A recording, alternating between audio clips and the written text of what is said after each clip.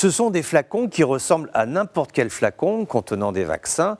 Les marqueurs sont là, l'étiquette, le nom, les indications techniques, chiffres et mots obscurs que nous ne lisons jamais sur les boîtes de médicaments, mais qui nous rassurent. Bref, ce sont des vaccins plus vrais que nature et qui pourtant sont des faux. En Afrique de l'Ouest, ils ont fait leur apparition sous le nom vaccination R150, nom étrange, sans aucune signification. Supposons que l'abréviation R150 a été choisie pour avoir l'air un peu plus sérieux. Depuis le mois de novembre, les opérations de police se multiplient. En Afrique du Sud, dans un entrepôt aux environs de Johannesburg, une cargaison de faux vaccins a été saisie, ainsi qu'un lot de masques contrefaits.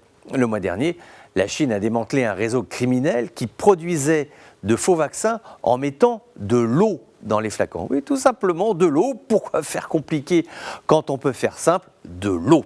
Pour les trafiquants, ce marché recèle un fort potentiel. À la différence de maladies comme Ebola ou le paludisme, la pandémie de Covid-19 est mondiale. Personne n'y échappe, sur le continent africain comme ailleurs, continent sous-équipé en infrastructures de santé dont il faut espérer que l'affaire du coronavirus sera un éveilleur de conscience. Et pour le cas spécifique des faux vaccins, une piqûre de rappel car les faux médicaments, c'est là un vieux dossier. Plus de 40% de la contrefaçon de médicaments dans le monde est produite en Afrique. Ce n'est pas possible que ce continent ne soit pas en capacité de prendre en main son destin sanitaire en élaborant ses propres vaccins avec de l'argent africain pour les Africains.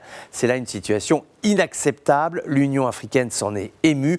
De nombreux dirigeants, des acteurs de la société civile vivent sous la dépendance de livraisons asiatiques, occidentales, américaines.